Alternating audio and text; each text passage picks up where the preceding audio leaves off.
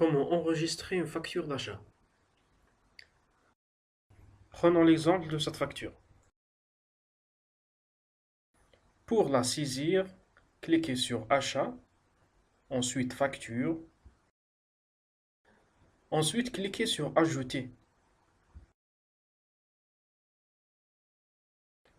Commençons alors à remplir les champs nécessaires.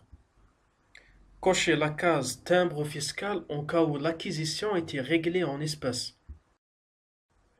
Introduisez un code de sélection en cas de besoin.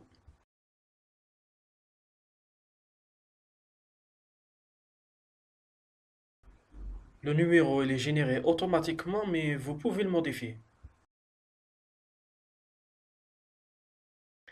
Le numéro de référence, il est inscrit dans le document d'achat.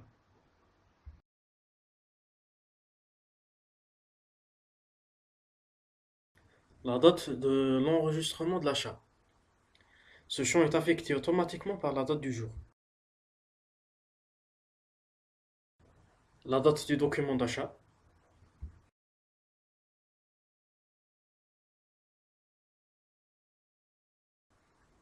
Si le fournisseur existe, on le recherche en utilisant le système de recherche avancé. Et s'il n'existe pas, on l'ajoute en utilisant l'icône plus.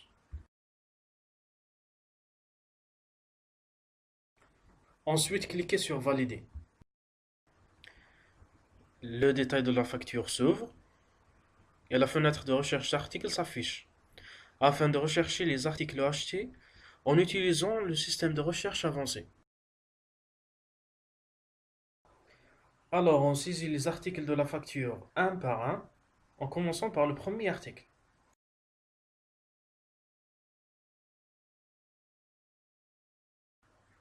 Une fois sélectionné, on clique sur OK.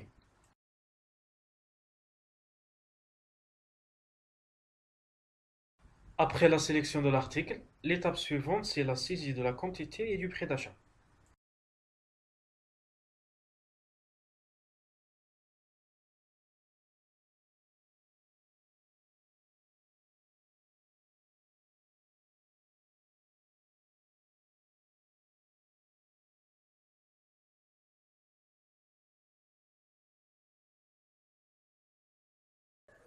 Cliquez sur OK. Et maintenant, la dernière étape, c'est la modification des prix de vente. Le prix moyen pondéré, c'est la moyenne des prix d'achat du stock global de l'article.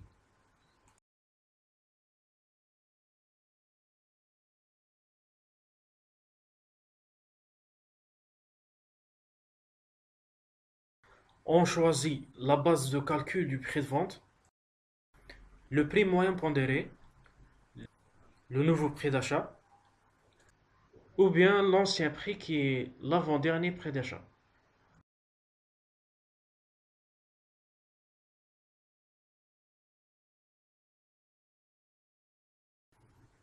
Maintenant, les prix de vente.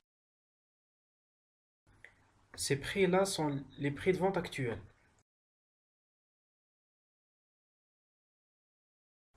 On peut modifier la valeur du prix de vente directement dans la colonne prix de vente, ou bien on fixe le prix de vente en définissant la marge bénéficiaire par rapport à la base de calcul choisie.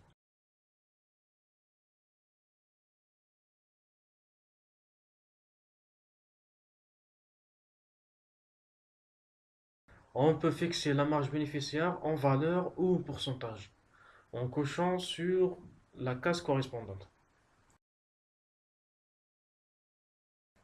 On peut même appliquer directement les marges par défaut fixées dans les paramètres du logiciel.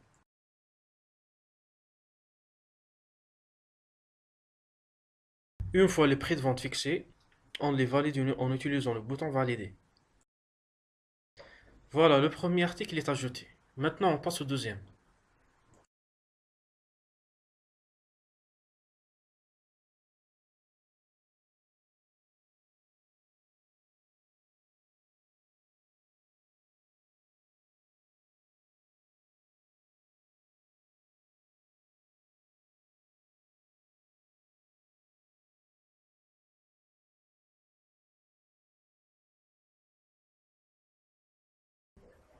Le troisième article.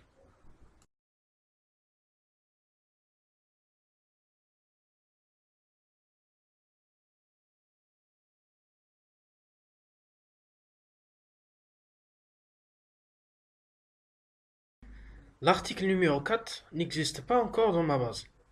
Donc je dois d'abord commencer par le créer. Pour faire cela, c'est simple. Il suffit juste de cliquer sur le bouton Nouvel article. On remplit les coordonnées de l'article et une fois les champs nécessaires remplis, cliquez sur OK pour ensuite retourner poursuivre le processus d'enregistrement de la facture.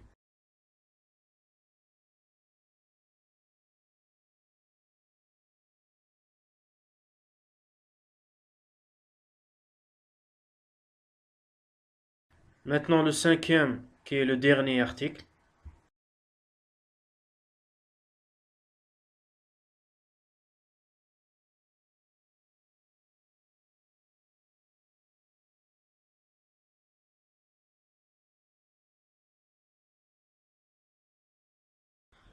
Voilà, tous les articles ainsi que leur quantité et prix correspondants sont ajoutés. Et maintenant, il ne nous manque que la remise pour que les totaux soient corrects. Pour introduire la remise, commencez par quitter le détail de la facture. Ensuite, cliquez sur Outils, puis choisissez Remise. Laissez la case cochée si vous voulez que même les prix de vente soient affectés par la remise. Indiquez la valeur ou le pourcentage de la remise. À la fin, cliquez sur Valider.